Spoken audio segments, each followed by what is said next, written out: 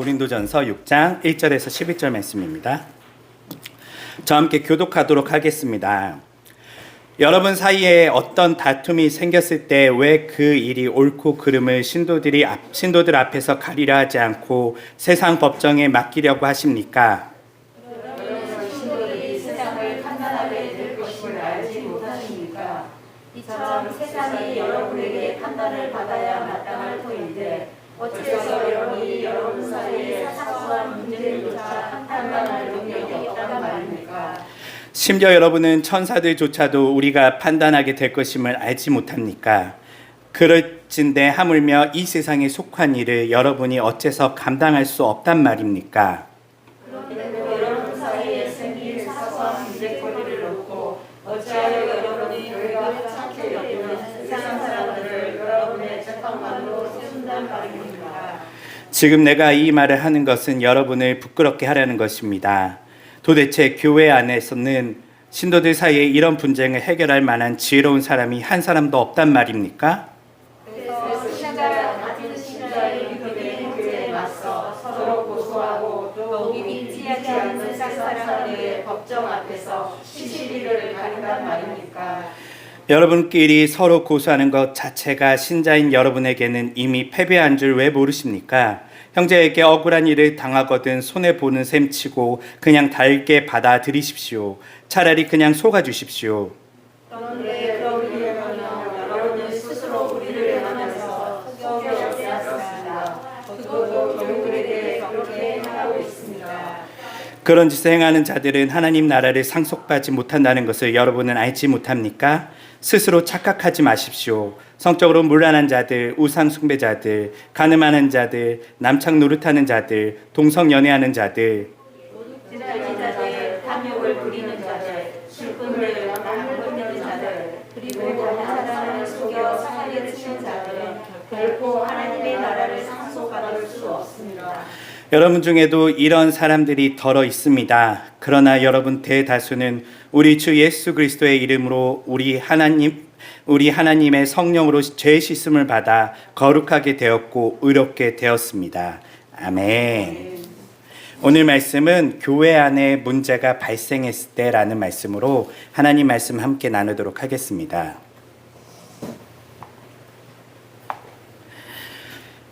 네, 오늘 말씀은 상당히 민감한 주제일 수도 있고 때로는 우리가 너무나 실제로 우리 한국교회 때로는 우리 근처에 있는 교회들도 많이 겪고 있는 문제 중에 하나를 같이 좀 다루려고 합니다.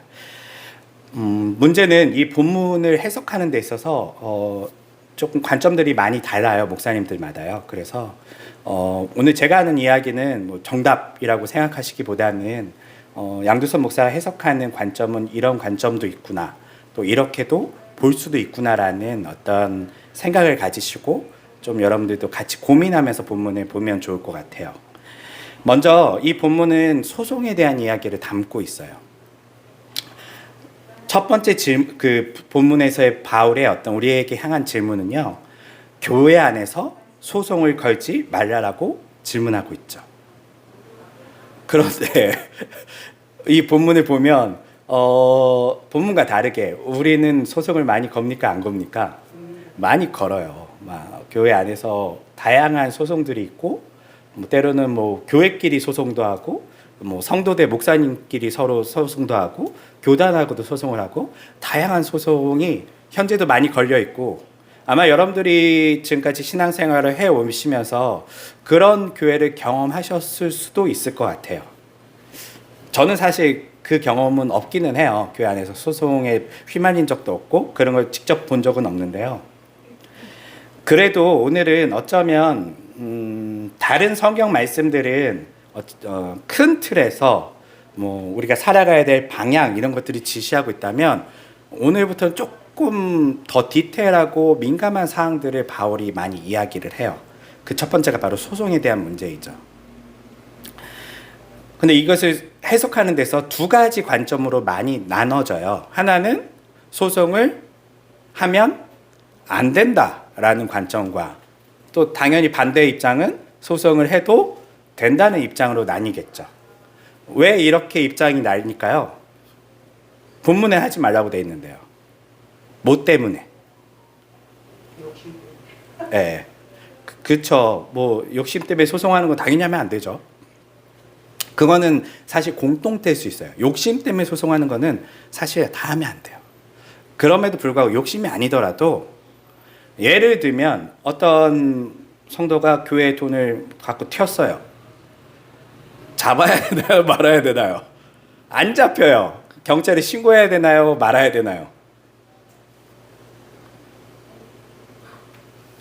고민하세요?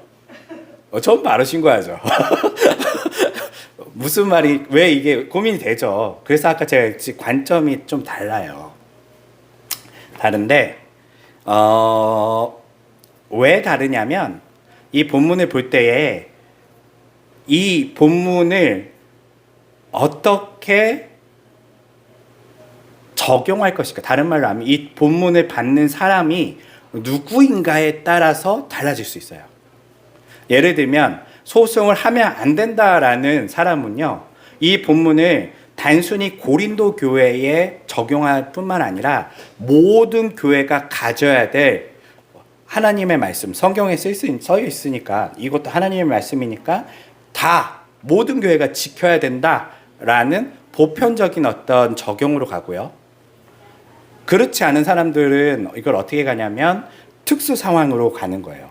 고린도 교회가 처한 특수 상황에서는 소송을 하면 안 된다. 근데 어떤 특수 상황인지는 안 나와 있어요.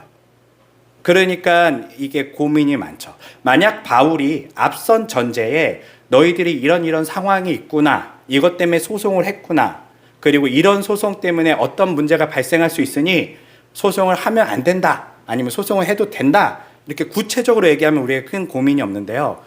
좀 뭔가 생략돼 있어요. 생략된 이유는 우리가 지난주 말씀에 있는 것처럼요, 이 고린도전서는 바울의 고린도를 향한 첫 번째 편지는 아니에요. 그러니까 뭔가 더 많이 오고 갔어요. 바울은 지금 고린도 교회 상황을 잘 알고 있고, 고린도 교회 사람들도 이 고린도 전서 이 편지를 받았을 때에 무슨 말을 하는지 서로는 알아요. 다만 밖에 있는 사람들은 몰라요. 지금 무슨 말들이 생략돼서 오고 갔는지는요. 그래서 우리한테는 이 두 가지 고민이 생기는 거죠. 이것을 보편적 상황으로 끌고 간다면 우리는 모두 뭐 하면 안 된다고요? 소송을 하면 안 돼요. 근데 여러분들은 이걸 어떻게 적용하시나요? 개인적으로 솔직히. 보편적 상황으로 적용하시나요? 아니면 특수 상황으로 적용하시나요? 특수 상황으로요? 막 소송해도 되나요? 네. 어떠세요? 그 사람의 형편에 따라서 그 사람이 그게 타격이 네. 들어왔을 거긴 해요, 만약. 네. 그러니까 뭐냐면 그 사람이 그 돈이 없으면 안 되는 거죠. 뭐 그런 이렇게 상황에서 한다면. 네. 뭔가 네. 우리 법적인 얘기를 하면 뭐 같이 뭐라 그러죠? 정상 참작이 가능한 수준이면 소송하지 말고, 저 사람이 지금 악의를 가지고 뭔가. 근데 그거를 분별해야 될 것 같아요. 네. 그러면서 하나님께 기도하는 자들은 차단하고 답을 좀 해결해야 될 것 같아요. 그렇죠. 물론 그 이야기된 힌트는 여기서 사소한 일이라고 써 있어요. 네. 여기 물론 기본적인 이 소송하지 말라는 이 이야기에 토가 하나 달려 있어요. 그게 뭐냐면 사소한 일에 왜 소송 거냐 라는 게 있어요. 근데 어디까지가 사소한 일인가가 이제 이게 조금 어려워지는 거죠. 어떤 사람한테는 뭐 누군가 100만 원을 가지고 튀었어요. 어떤 돈이 좀 있는 분들한테는 100만 원 뭐 없다 치자 이렇게 할 수 있지만, 어떤 사람들한테는 그게 전부일 수도 있거든요. 네. 그러니까 사소한다는 것도 약간 뭔가 우리가 단순하게 보기에는 좀 어려워요. 문제는 이제 여기서부터 여러분들이 진짜 잘 고민하셔야 돼요. 오늘 이 본문부터 이제 뒤에 쭉 본문들이 계속 나오거든요. 이 본문들에 되게 다양한 구체적인 어떤 뭐 하지 말라, 때로는 뭘 해야 된다, 이런 이야기들이 계속 나와요. 이제 뒤에 문제는 이혼에 대한 이야기도 나올 거고요. 뒤에 문제는 또 어떤 사람의 결혼에 대한 문제도 나올 거고요. 이런 문제들이 나올 때에 이거를 어떻게 교회가 해석할 것인가, 보편적 상황으로 갈 것인가, 특수 상황으로 갈 것인가를 고민해야 돼요. 과거 전통적인 해석은 보편적 상황이었어요. 이 본문은 과거는 이 본문을 보면 그냥 이건 누구의 말씀이라고 얘기를 해요. 하나님의 말씀. 맞아요. 정답이에요. 하나님 말씀인데 뭘 과거 신학자들이나 과거 교회 사역자들은, 목회자들은 뭘 보질 않았냐면요. 이 성경은 하나님의 말씀이지만 우리에게 주어지기 전에 먼저 누구에게 주어졌다고요? 수신자가 있다는 거예요. 그 당시에. 예를 들면 모세오경을 볼 땐 저희가 늘 누구를 고민해야 된다고 얘기했죠? 수신자인 출애굽한 이스라엘 백성들을 먼저 염두에 두고 모세는 얘기한 거고요. 우리 몰라요. 모세는요. 벌써 4,000년 뒤에 저기 한국에 어떤 나라의 아시아인이 이걸 볼 거란 상상조차 안 했어요. 바울도 2,000년 전 사람이죠. 2,000년 전 하면 여러분들 되게 맨날 성경에서 보니까 가깝게 느껴지시지만 이거 삼국시대예요. 삼국시대. 예, 삼국시대면은 뭐 우리로 치면 저기 뭐 관창이 뛰어다니고 막 그런 말 타고 다니고 이 시대요. 조선 시대도 아니에요. 진짜 오래전이에요. 2,000년 전 유물이 2,000년 전 뭐 건물이 한국에 있어요? 없어요. 우리나라는 없어요. 뭐 오래된 건물이어봐야 500년 전 건물 정도 있어요. 그렇게 오래된 시대인데 그 시대에 바울이 고린도 교회에 보낸 편지가 바로 고린도 전서예요. 이런 수신자에 대한 상황을요, 과거에는 많이 간과했어요. 그러다 보니까 모든 본문을 보편적 상황으로 끌고 왔는데요. 물론 성경의 모든 본문을 또 반드시 개별 상황으로 끌고 가서도 안 돼요. 이거 조금 어렵거든요. 그래서 고민이 조금 필요해요. 이것을 그래서 해석하기에는요, 앞, 뒤의 상황, 그리고 고린도 교회가 왜 이런 소송에 걸렸을까? 바울은 도대체 왜 이런 이야기를 굳이 했을까? 이런 다양한 고민 속에 결론을 내리셔야 돼요. 그냥 단순하게 소송 걸지 말래. 교회는 소송 거는 거 아닙니다. 뭐 이렇게 하면 안 된다는 거예요. 과거에 이걸 보편적 상황으로 이렇게 해석하는 사람들에 의해서요, 어떤 문제들이 교회 안에 발생했냐면요, 우리가 잘 아는 뭐 노예 제도를 옹호하는 사람들도 있었어요. 왜냐면 성경에 종은 주인에게 뭐 하면서 그런 이야기를 바울이 해요. 그러면 이 본문을 가지고 얘기를 해요. 야, 종이 아니죠. 종놈, 노예야, 일로 와봐. 여기 써있지 성경에. 너 지금 똑바로 나한테 안 해? 나한테 너 복종 안 해? 이렇게 얘기한단 말이에요. 이거를 언제까지 했었냐면 한 200년 전 흑인들을 노예로 잡아다가 그렇게 괴롭히던 시대에도요, 교회가 그걸 보여주면서 너네가 노예인 것이 합당해. 주인인 우리에게 충성을 다해야 되는 것이 성경에 써 있어. 우리가 너희를 미워해서 그런 게 아니라 성경에 그렇게 너희들이 우리를 섬기라고 써 있는 거야. 라고 하면서 들이밀었다는 거예요. 근데 이것이 200년 전만 그럴까요? 현재는요. 현재는 여성에 대한 이야기 좀 해볼게요. 교회가 여성에 대해서 어떻게 생각하나요? 여성을 존중하고 높여주나요?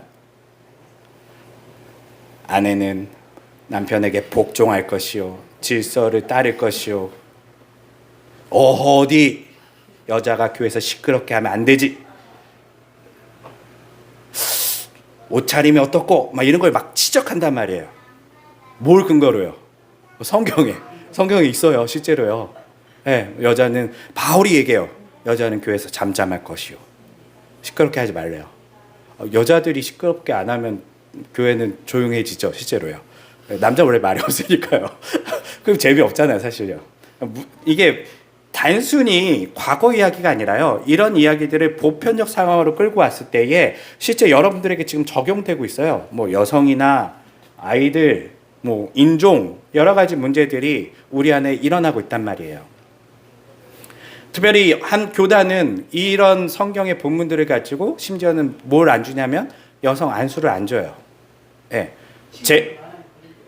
심지어 근데 여성 안 주는 거 뭐 자기네들 할 수 있다고 봐요. 전요. 하지만 그러면 신학 공부 시키면 안 되잖아요. 예. 신학 공부는 시키는데 안수는 안 줘요. 이거는 불합리하잖아요. 자격증 공부를 다 시켰는데 자격증은 따면 안 된대요. 말도 안 되잖아요. 그럼 공부를 시키지 말던가 아예 자격이 없으면. 근데 왜 시켰을까요? 학교를 유지해야 되니까. 돈을 내니까 여자들이. 그리고 실제로 교회 안에 여자가 많아요, 남자가 많아요? 여자가 많아요. 당연히 여자는 아주 신학교의 큰 고객이에요. 하지만 그들이 권위를 갖게 하는 것은 안 돼라고 성경을 들이밀고 있단 말이에요. 어디 여자가 앞에서 설교를, 이런 이야기를 지금 21세기에도 여전히 하고 있어요. 네. 뭐 때문에요? 성경을 해석하는 방법에 문제가 있기 때문에. 어떤 것을 보편적 상황으로 갖고 갈 것이고 어떤 것을 특별한 상황으로 갖고 갈 것인가, 이거에 대한 지금 사람들의 어떤 정립이 제대로 안 돼 있는 거예요. 오늘 이 본문의 말씀을 우리가 어떻게 정립하느냐를 같이 해볼 건데요. 그것을 통해서 여러분들이 다른 본문들도 그런 요령을 가지고 해석해 보시면 좋을 것 같아요. 먼저 이 바울의 이 소송에 대한 본문은요, 앞선 장이 있어요. 앞선 장이 뭐죠? 5장. 오늘이 6장 읽었으니까요. 5장에 주된 내용이 뭘까요? 음행이라고 하면 여러분들이 아주 단순하게 보신 거예요. 음행 아니었어요. 아, 지난주에 안 나오셨군요. 음행 아니에요. 음행이 아니라요. 왜 음행한 자를 쫓아내라고 얘기했죠? 이게 핵심이었잖아요. 왜? 아, 여기 지난주에 오신 분이 한 분밖에 안 계시대요. 왜요? 지금 말씀해 주셨잖아요. 예, 사람들이 보고 제가 퍼지기도 하고. 퍼지면 왜 안 돼요? 퍼져도 되잖아요. 어차피 죄인들이 모이는 게 교회잖아요. 교회는 죄인들과 은혜가 충만해야지 부흥하는 거잖아요. 그런데 왜 죄가 퍼지지 못하게 잘라버렸죠? 그에게 구원을 얻으시는 기회를 그렇지만 더 구체적으로 그 개인에게는 그러한 처벌을 통하여, 교회에서 내보냄을 통하여 그에게 반성할 수 있는, 회개할 수 있는 기회를 주는 거고요. 그렇고 교회는 왜 그런 죄인들을 철저히 가려내서 때로는 쫓아내야 돼요. 왜? 죄를 짓지 않기 위해서. 우리 다 죄인이잖아요. 5장 본문에 보면 자세히 살펴보시면 본문에 뭐라고 써 있냐면 우리 다 죄인이다라는 말을 해요, 바울이요. 그렇지만 그런 놈들은 쫓아내야 된다라고 얘기를 해요. 그런 놈이 어떤 놈이에요? 세상에서 또 욕할 만한 죄를 범한. 그렇죠. 세상의 윤리 기준보다 못한 사람들은 교회 안에서 쫓아내라라고 얘기해요. 죄인들이 교회 안에 다 들어와 있지만 세상 사람들조차도 손가락질만한 할 일을 한 사람들은 교회에서 쫓아내래요. 왜요? 교회가 은혜와 사랑이 충만해야 되잖아요. 성범죄자도 다, 목사님들도 다 복귀시키시고, 횡령하신 목사님들도 다 복귀시키시고, 세습한 목사님들도 다 복귀시켜야 되는 거 아니에요? 은혜와 사랑이 충만해야 되는데 용서해줘야 되잖아요. 죄송합니다 하면 다 받아줘야 되는 거 아니에요? 왜 쫓아내야 돼요? 죄로에 대해서 다 죽을까 그러니까. 네, 교회는 말 그대로 교회는 특수적인 그 집단이에요. 공동체예요. 뭘 향한? 세상을 향한 그리스도를 보여주는 집단이에요. 교회가, 바울이 5장에서 뭐라고 하냐면 교회는 그리스도의 몸인 것을 이야기하면서 누룩을 제거하래요. 누룩이 있으면 안 된대요. 누룩 없는 온전한 깨끗함을 가지고 있어야 된대요. 그렇다고 해서 바울이 얘기하는 것은 완벽하가 죄가 없는 건 아니고, 너희들에게 세상을 향해, 세상 사람들이 손가락질 할 만큼 세상의 윤리 기준에도 못 미치는 자들은 교회에서 쫓아내라고 하는 거예요. 그것은 바로 교회는 그리스도의 몸이기 때문에 그리스도의 몸은 온전해야 되고, 왜 온전해야 돼요? 이게 핵심이에요. 세상을 구원하기 위해서. 세상 사람들이 교회를 보고 저 나는 비록 연약하고 부족하지만 저기 가면 구원을 받을 수 있겠구나라는 느낌이 와야 돼요. 최소한 나보다 나은 사람들, 나보다 괜찮은 사람들, 나보다 윤리 기준이 높은 사람들이 모여 있구나. 저기 가면 그래도 나도 더 나은 사람이 될 수 있고, 저기 가면 예수 그리스도가 누군지는 잘 모르겠지만 저거 믿는 사람은 그래도 좀 낫구나라는 것을 그들이 바라보고 교회로 와야 된단 말이에요. 그런데 교회가, 우리 5장에 보면 교회가 어떻게 했냐면요, 그런 사람들을 다 품고 있어요. 그리고 뭐라고 떠들어댔냐면요, 우리는 사랑과 은혜가 충만해서 죄인도 다 받아주는 교회래요. 그걸 자랑했대요. 심지어는요, 바울이요. 그래서 바울이 화내요. 그게 뭐가 자랑이냐, 혼날 일이지. 너희가 그리스도의 몸을 더럽혔고 너희가 복음의 문을 닫아버렸다는 거예요. 그러면서 우리가 지난주 설교했던 이야기는 그 복음의 문이, 한국 교회를 보면 잘 알 수 있다고요. 한국 교회는 은혜와 사랑이 충만하잖아요. 교회 안에서 성도들끼리 돈 떼먹고 도망간 사람, 사기친 사람, 교회 안에서 물건 팔고 있는 사람, 교회 안에서 성도를 이용해 먹는 사람, 교회 안에서 우상 숭배하는 사람. 제가 얘기했죠. 우상 숭배가 뭐죠? 교회 안에서 하나님, 말만 하나님이라고 얘기하고 하나님을 통해서 자기 개인의 성취, 뭔가를 이루려고 하는 사람들이 판치고 있고요. 때로는 우상을 판매도 해요. 저 같은 목사님들이, 여러분들 돈을 이렇게 헌금을 하시면 하나님이 복 주실 겁니다. 하나님이 여러분들이 뭐 이 기도에 나오시면 여러분들을 치유해 주실 겁니다. 천만에요. 우상 숭배하고 있는 거죠. 하나님은요, 우리를 사랑하세요. 헌금 내서 사랑하고, 기도에 한다고 사랑하고, 금식한다고 사랑하는 분이 아니세요. 이게 우상 숭배잖아요. 이런 사람들을 교회가 다 받아줬어요. 괜찮아. 그렇게 해서라도 복음이 전해지면 좋지라고 이야기하면서 웬만한 목회자, 웬만한 성도들, 웬만한 뭐 잘못들 다 받아줬어요. 그래서 성범죄 일은 저지른 목사에게 교회가 큰 돈까지 줘가면서 새로운 교회 하라고 주기도 하고요. 뭐 세습한 교회에 대해서 다 교단이 모여서 괜찮아, 교단법까지 바꿔주고요. 이게 한국 교회잖아요. 은혜와 사랑이 충만한 교회. 네. 그렇게 우리가 다 받아줬더니 어떤 일이 생겼죠? 복음의 문이 닫혀버렸어요. 사람들이 교회에 왜 안 올까요? 정말 저 사람들이, 세상 사람들이 하나님이 필요 없어서 안 올까요? 아니에요. 저 사람들도 다 마음에 뭔가 필요함이 있어요. 궁핍함이 있어요. 그래서 실제로 21세기인 지금도요, 점집에 엄청 많이 가고요.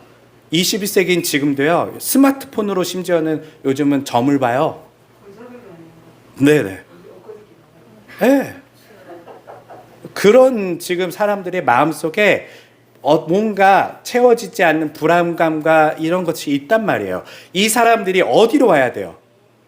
교회로 와야 돼요. 저 그리스도인들을 보면서, 야, 쟤네들은 불안해하지 않네. 쟤네들은 뭐 아픈데도 걱정이 없네. 쟤네들은 가난해도 행복해하네. 무슨 비결이 있지? 교회로 와야 돼요. 그런데 그 사람들이 교회를 어떻게 보죠? 저 사기꾼들. 기본적으로 제가 목사잖아요. 여기 있는 손님들이 제가 목사라 그러면 두 가지의 반응이 있어요. 하나는 목사님이세요? 라고 하는, 흔히 교회를 다니시거나 교회에 대한 어떤 긍정적인 생각이 있는 분들, 목사님이세요? 라고 하는 분이 계시고, 또 한 분은 어떻게 얘기하냐면 직접적으로 저를 이렇게 욕하기는 어려우니까, 저희 집에도 목사가 있어요. 그 말이 뭐냐면, 너가 목사야? 목사들 다 똑같아. 이 얘기예요. 내 친구도 목사야. 저한테 그래요. 그게 다 그 얘기예요. 너 특별한 척 하지 마. 흔하디 흔한 게 목사야. 뭐 이런 얘기예요. 그러면서 그 사람들이 뭘로 보냐면 교회를요, 자신들의 윤리 기준보다 못한 사람들로 봐요. 그러면서 모여서 맨날 저는 봐요. 여기서요. 교회 욕하는 거. 저 들으라고 자주 해요. 여기 교회 이렇게 보이면은, 여기 교회하고 관련돼 있나 봐. 에이, 교인들이 어쩌고 저쩌고. 에이, 목사가 어쩌고 저쩌고. 전 모 씨가 어쩌고 저쩌고 하면서 막 얘기해요. 예, 예. 저는 이제 제가 잘못 안 했으니까 반응 안 하긴 하는데, 예, 제가 한 건 아니니까요. 아무튼 그런 어떤 사람들의 교회를 향한 시선이 있단 말이에요. 뭐 때문에요? 교회가 죄인들을 다 그냥 수용했어요. 철저하게 그들에게 너는 교회에서 하지 말아야 될 잘못을 했다라고 하고 그에게 치리했어야 돼요. 처벌했어야 돼요. 너는 교회 밖으로 나가라. 어느 교회도 받아주면 안 되는 거예요. 그런 사람은요. 그런데 한국 교회 상황이 어때요? 저희 교회에서 만약에 어떤 사람이 큰 세상적인 윤리적인 문제를 일으켰어요. 저희가 내보냈어요. 어떻게 될까요? 다른 교회에서 어서 오십시오. 받아줘요. 치리가 사라졌어요. 그냥 돈 낼 수 있는 사람이라면 다 웰컴하게 됐어요. 네. 이러다 보니까 교회가요, 이 누룩이 막 번져왔고요. 사람들이 기본적인 교회 안에서의 윤리 기준이요, 완전히 바닥을 쳤어요. 그래서 한국 교회를 제가 지난주에 얘기했듯이 담배 안 피고 술 안 먹고 11조 잘하고 새벽 기도는 하지만 모든 것 나쁜 짓은 다 한다는 거. 그것만 안 하고 술 안 먹고 횡령하고 담배 안 피고 사기치고 온갖 나쁜 짓을 다 해요. 그리고 그 네 가지는 세상 사람들이 하고 있으니까 우리는 쟤들하고 달라라고 스스로 위로하고 있는 형편이 우리 교회들의 모습이죠. 다른 윤리 기준으로는 세상 사람들보다 못하니까 얘기를 안 해요, 사실. 그들보다 나은 건 딱 그거 하나예요. 담배 안 피고 술 안 먹고 새벽 기도하고 헌금 잘 내는 거. 네. 그러니 세상 사람들이 교회 오시겠어요? 그러니 복음이 이 땅에 전해지겠어요? 바울이 나쁜 사람이라서 그런 사람들 쫓아내라고 한 거 아니에요. 품고 바울이 그들에게 회개할 수 있도록 도와주고 싶겠죠. 그도요. 하지만 교회 식구여도 그를 쫓아내야 되는 이유는요, 복음을 가리기 때문에 그래요. 그 하나 때문에 수많은 영혼이 예수님께 돌아오는 것이 막힐 수 있어요. 그래서 마음이 아파더라도 세상적인 윤리 기준에 못 미치는 자들은 교회 안에서 내보내라는 거예요. 그게 5장의 핵심이었어요. 6장에서의 소송은요, 그래서 연결이 돼요. 앞선 이 이야기에서 6장의 소송을 왜 하지 말라고 했을까요? 그럼요.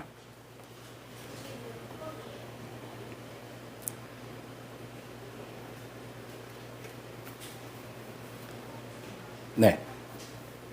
안 믿는 사람들이 그때 그것 때문이 아니고. 그렇죠.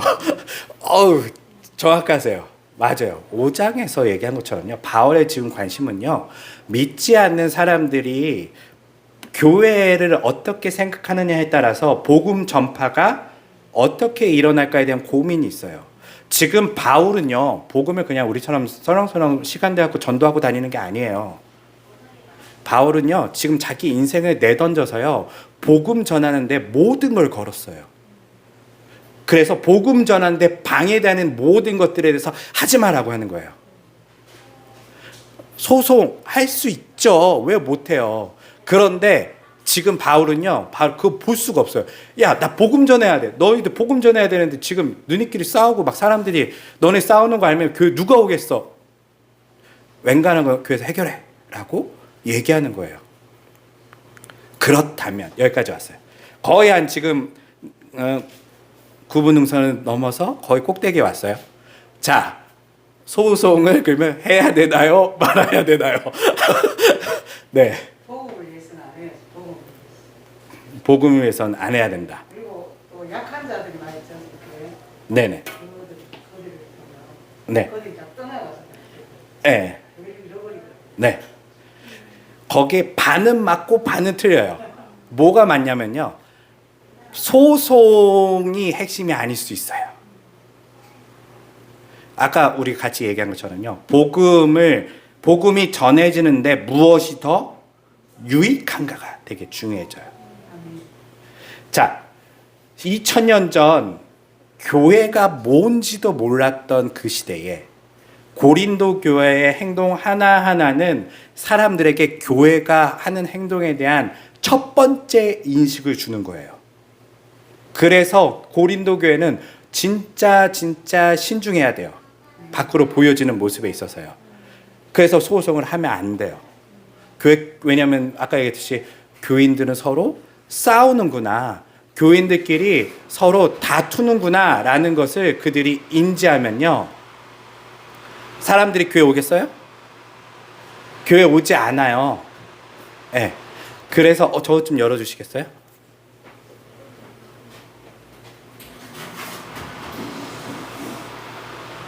네.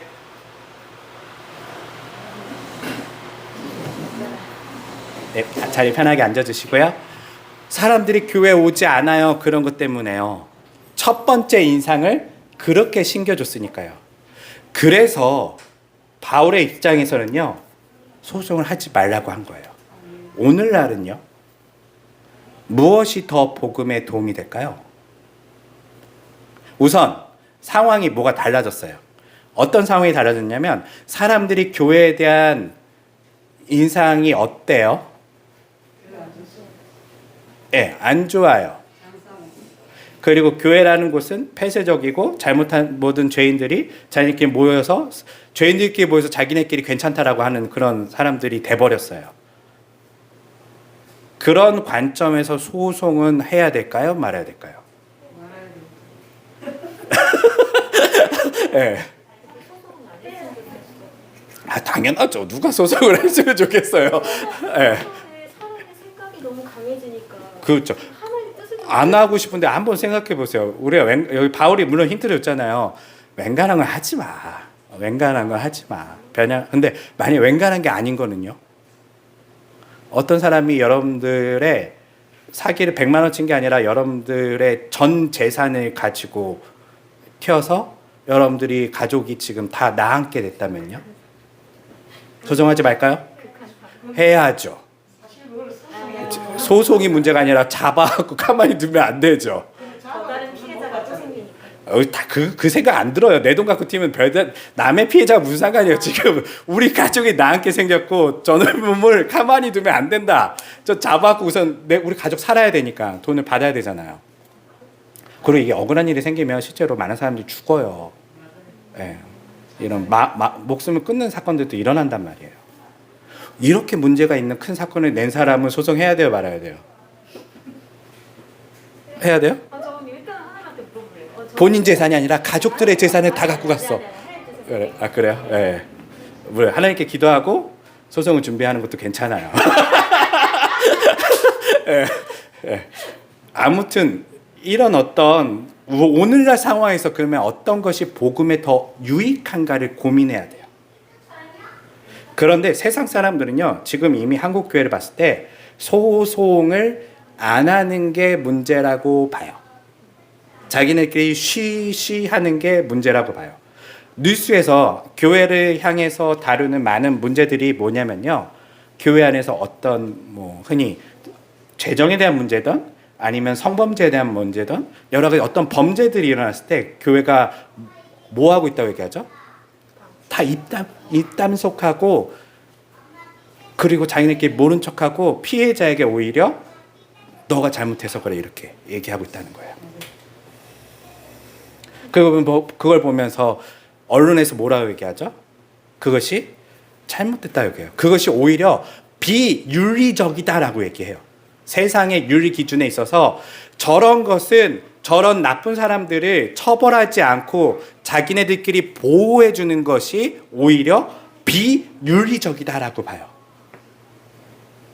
그걸 공범이라고 보는 거예요. 공범. 네. 실제로 공범일 수도 있어요. 저도 뉴스 보면서 그 생각을 해요. 저렇게 하는 거는 저 피해자한테 저 교회 식구들도 다 같이 동일하게 가해하는 건데. 어떤 목사님이 범죄를 저질렀을 때 소송을 걸면 안 된다고 막 설득해요. 어떤 성도가 어떤 큰 잘못을 저질렀을 때 야, 성경에 이거 있으니까 소송 걸면 안 된다고 설득해요. 그런데 이런 문제들을 통해서 앞선 5장의 상황이 지금 한국교회에 일어난 거예요. 다 그냥 쉬쉬하고 은혜로 받아주고 죄인들에 대해서 다 그냥 우리가 용서해야지라고 얘기하니까 교회가 윤리성을 잃어버렸어요. 윤리성을요. 오히려 이 세상에서는요, 어떤 사람이 윤리적인 사람이죠? 소송을 안 하는 사람이요? 잘못한 게 있으면요, 정확하게 찝고 가는 사람을 세상에서는 윤리적이다라고 얘기해요. 그러면 다시 오늘날 교회는 소송을 해야 되나요? 말아야 되나요? 소송을 해야 돼요? 저도 제 개인적인 의견이에요. 개인적인 해석이고요. 아까 얘기한 것처럼 복음을 전하는 데 있어서 무엇이 더 유익한가가 우선 핵심이에요. 소송을 하고 말고는 그 다음 문제예요. 어떤 내가 상황에서는 때로는 정말 용서해 줄 필요가 있을 거예요. 네. 그런데 어떤 상황에서는 이 문제는 바로 잡고 가지 않으면 복음에 방해가 되겠다라고 했을 때는 바로 잡아야 돼요. 그거는 조금 절대적이진 않아요. 칼처럼 자를 수는 없고 상황과 그리고 그 공동체의 어떤 모습들 안에서 결정이 돼야 되지만 핵심은 뭐라고요? 복음이 전해지는 데에 방해가 되면 안 돼요. 그리고 교회는 무엇보다 윤리적이어야 된다고 그랬죠?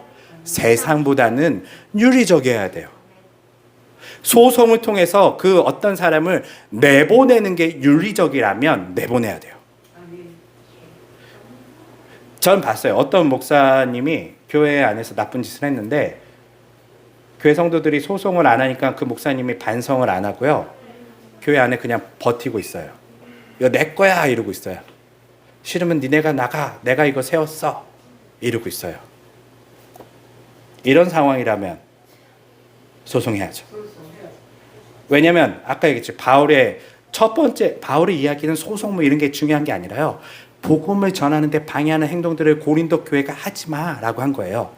그리고 굉장히 민감한 상황이었으니까 당시에 사람들이 교회가 뭔지도 모르는데 저 사람들은 모여서 서로 소송 걸고 저 사람들은 서로 모여서 뭐 이상한 행동하니까 얘들아 지금은 급한 상황이야. 복음을 전하는 데 있어서 너희들이 방해를 안 해줬으면 좋겠어. 웬간한 거는 너희끼리 좀 지혜로운 자가 없니? 좀 해결 좀 해줘. 질서 있게 좀 정리 좀 해줘. 이 얘기를 하는 거예요. 뭘 위해서요? 복음을 전하기 위해서. 오늘날에도 복음을 전하기 위해서 때로는 소송을 해야 될 때도 있고 때로는 복음을 전하기 위해서 이런 문제는 우리가 용서해 줬을 때 사람들이 와 교회는 윤리적이구나. 와 교회는 사랑과 은혜가 충만하구나 라는 것들을 보여줄 수 있다면 때로는 용서도 해야 되겠죠. 하지만 이것을 딱 잘라 얘기할 수는 없어요. 네. 실제로 세상은 우리가 잘 아는 것처럼 때로는 소송하지 않고 용서하는 거에 큰 감동을 받기도 해요. 대표적인 사례가 손영원 목사님에 대한 이야기잖아요. 자기 아들을 죽인 사람을 처벌하는 것이 법적으로 처벌하는 것이 당연해요. 하지만 그냥 용서 정도가 아니라 자기 아들로 입양하면서 품는 그 모습에 세상은 충격을 먹죠. 법 그 이상을 넘어서 사랑에까지 가는 그 모습을 통해서 그들은 예수님의 사랑, 하나님의 사랑이 저런 모습이구나라는 것을 알게 되고 복음이 오히려 잘 그들에게 이해되게 되죠. 이런 경우라면 좋아요. 그러나 그게 아니라면요. 세상의 윤리 기준보다 더 낫기 위해서 우리도 때로는 소송을 할 수도 있어요. 오늘날 이런 고민 없이 그냥 이거를 무자르듯이 딱 잘라서 사실은 문제가 많이 일어나는 거예요. 사람들은 개별적 문제만 자꾸 봐요. 소송을 해야 된다, 말아야 된다. 하지만 이게 핵심 뭐라고요? 복음을 전하는 데 있어서 무엇이 더 유익한가? 그리고 교회는 세상의 윤리보다 항상 나아야 된다. 때로는 용서가 그 윤리보다 나은 거고요. 때로는 정확하게 칼처럼 잘라버리는 것이 유익한 걸 수도 있어요. 말씀을 이제 정리를 좀 해볼게요. 우리 시대에도 사실 이런 기본 원칙이 좀 지켜져야 돼요. 사실 오늘 본문의 말씀은 우리에게 막 은혜와 감동을 주지는 않아요. 하지만 교회가 건강하기 위해서는 어떻게 해야 되는가를 지침을 주고 있어요. 교회는 세상에 항상 세상 사람들이 하나님을 바라볼 수 있게 하는 우리 찬양에 있는 것처럼 그런 창문과 같아요. 네. 이 창문이 세상보다 더 더럽거나 어둡다면 하나님이 보여요? 안 보여요. 그렇기 때문에 교회는 이 창문의 역할을 하기 위해서 때로는 교회 식구라 할지라도 칼같이 잘라낼 수도 있고요. 때로는 어려움이 있지만 용서를 베풀 수도 있어요. 복음을 위해서죠. 여러분들의 가치 기준이 저는 여기에 맞춰졌으면 좋겠어요. 저도 그렇고요. 우리가 어떤 것을 생각할 때에 바울이 이야기하는 것처럼요. 우린 그 고민 많이 하잖아요. 예수님이라면 어떻게 하실까? 예수님이라면 어떻게 하실까? 근데 예수님이라고 어떻게 하실까 하면 여러분들 다 대부분 무슨 생각하냐면요. 다 착한 어떤 그 어린이 그 흔히 병에 걸린다고 그러죠. 예. 그냥 다 무조건 내가 참고 막 속 썩고 막 꿍하고 막 다 내가 다 알아서 받아들여야 되고 이렇게만 생각한단 말이에요. 아니에요. 바울이 우리에게 얘기해 주는 건 그거예요. 예수님이라면 어떻게 하실까? 예수님도 되게 칼같이 자르셨어요. 예수님이 어떻게 하셨어요? 복음을 전할 때 네가 나를 따라올래? 제가 뭐 집에 이런 일도 해야 되고 저런 일도 해야 되고 아버지 장례도 가야 되고 처자식도 있고 그러면 뭐라고 그러죠 예수님이? 헛소리하지 말고 빨리 따라오라면 따라오고 말하면 막 안 기다려주세요. 네. 그리고 정확하게 얘기해버리죠. 이 기준에 안 들으면 뭐다. 같이 따라오지 마. 나 못 따라와 너. 그리고 부자 청년을 만났을 때 뭐라고 말씀하시죠? 네. 그 본문에 보면요. 예수님이 그 청년을 매우 좋아하세요. 그 청년을 솔직히 얘기하면 그 청년의 매력이 빠졌어요. 그래서 청년은 사실은 내 제자가 됐으면 좋겠다는 생각도 있으신 것 같아요. 되게 어여삐 보셨어요. 그 청년의 행동을요. 예쁘잖아요. 애가 잘 사는 애가 그냥 지금도 잘 살아도 되는데 그 당시 예수님은 어떻게 보면 굉장히 그런 멋진 선생님이 아니잖아요. 길에서 막 누더기 같은 그런 허름한 옷에 그런 어떤 선생님 길에서 있는 그분에게 와서 자신이 어떻게 살아야 되는지 구원에 대해서 진지하게 물어봤단 말이에요. 그 마음 자체가 예수님은 너무 예뻐 보이셨어요. 그런데 그를 예쁘니까 문턱을 낮춰주지 않아요. 그에게 칼같이 얘기해요. 너 이 기준은 이거 해야 돼. 이거 못하면 못 따라와. 그리고 그가 따라왔나요? 못 따라왔어요. 교회도 똑같아요. 교회에도 기준이 있어요. 여러분. 교회 기준이 뭐라고요? 여러분들이 온전하고 거룩할 수 있으세요? 없어요. 그렇지만 세상의 윤리 기준보다도 못하면 돼요, 안 돼요? 안 돼요. 그 최소한의 기준이에요. 최소한의. 여러분들은 어디를 향해 가셔야 되는 분이냐면 예수 그리스도까지 가셔야 되는 분이신데 지금 세상의 윤리 기준에 못 미쳐갖고 막 나 좀 넣어주면 안 될까요? 이런 상황 속에 있으시면 안 돼요. 이게 칼 같은 게 아니라요. 아주 은혜가 베풀어진 거예요. 실제 대부분의 많은 종교, 특별히 이 당시에 바울이 복음을 전할 때 유대인들이 믿었던 유대교는요. 온전해야 돼요. 죄가 하나도 없어야 돼요. 네. 죄 있는 사람은 아예 뭐 쫓아내야 되고 공동체에서 내보내고 뭐 조금이라도 부족하면 예배도 못 드리고 다 쫓아내요. 그런데 그 정도까지 얘기하는 게 아니에요. 굉장히 우리한테 바울도 그렇고 예수님도 그렇고요. 느슨하게 사실 해줬어요. 너희가 세상의 빛과 소금으로 살기 위해서는 그래도 세상보다는 더 나은 윤리 기준을 가지고 있어야 되지 않겠니?